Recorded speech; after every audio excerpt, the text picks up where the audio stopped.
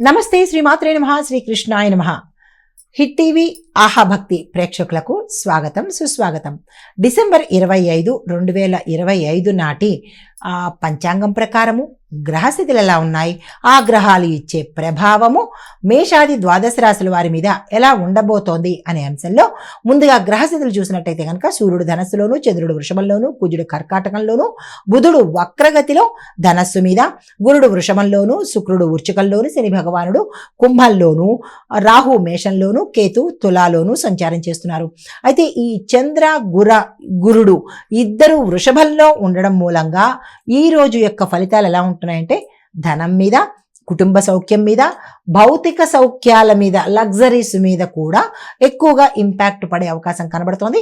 అది ఈమె 12 రాశుల వారికి ఎలా ఉండబోతోంది అనే అంశంలో తదుపరి రాశి తులారాశి. ఈ రాశి వారికి దాంపత్య సౌఖ్యం పెరుగుతుంది, వ్యాపార ఒప్పందాలు సక్సెస్ అవుతాయి.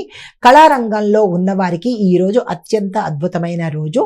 మీకు అవకాశాలు వచ్చేందుకు దిశ కనబడుతోంది. దానికి సంబంధించిన ప్రణాళికలు వేసుకోండి. సూచనలు ఏంటంటే ఆతృత పడవద్దు. అవకాశం వచ్చింది కదా అని ఓవర్ ఎక్సైట్మెంట్ అయిపోవడము, తప్పులు దొరలడము, తప్పు చెయ్యడము ఇలాంటి పరిస్థితులు వస్తాయి. జాగ్రత్తలు తీసుకోండి. నిదానమే ప్రధానం అన్నట్టుగా ఈరోజు మీరు ఉండాలి. పరిహారంగా లక్ష్మీ అమ్మవారి కవచాన్ని ఒక్కసారి ఉదయం పూట చదువుకునే ప్రయత్నం చేయండి. అదృష్ట శాతం 83, కలిసి వచ్చే రంగు పింకు, నీలము, కలిసి వచ్చే సంఖ్యలు 6, 15, కలిసి వచ్చే వారము శుక్రవారము.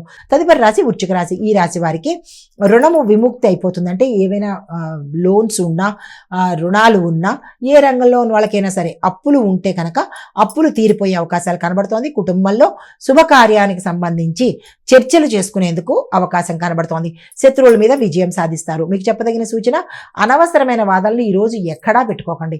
కుటుంబంలో కానీ, మీరున్న ప్రదేశంలో కానీ ఆ వాదన అనవసరము అనుకున్నప్పుడు పక్కకి వెళ్ళిపోవడమే మంచిదిగా చెప్పడం జరిగింది. అయితే మీకు చెప్పదగిన పరిహారము, ఓం నమ శివాయ అనే మంత్రాన్ని ఉదయం 3 నిమిషాల పాటు ఎంత శాతం చదవగలరో అన్నిసార్లు చదువుకోండి.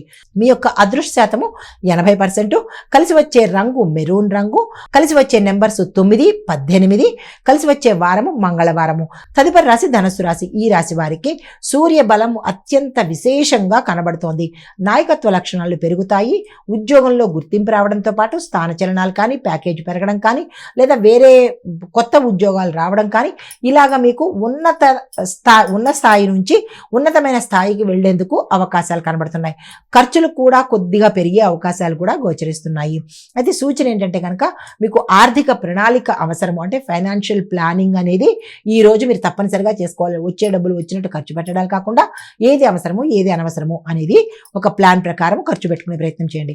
మీకు చెప్పదగిన పరిహారము, గురుమంత్రాన్ని తప్పనిసరిగా చదువుకోండి. గురుమంత్రం అంటే దత్తాత్రేయుడిది కావచ్చు, గురుగ్రహానికి సంబంధించింది కావచ్చు. ఈ 2 సంబంధించిన మంత్రాలను సాధ్యమైన సార్లు మననం చేసుకోండి, జపం చేసుకునే ప్రయత్నం చేసుకోండి. అదృష్ట శాతం 85 గాను, కలిసి వచ్చే రంగు పసుపు రంగు, కలిసి వచ్చే సంఖ్యలు 3, 12, కలిసి వచ్చే వారము గురువారము.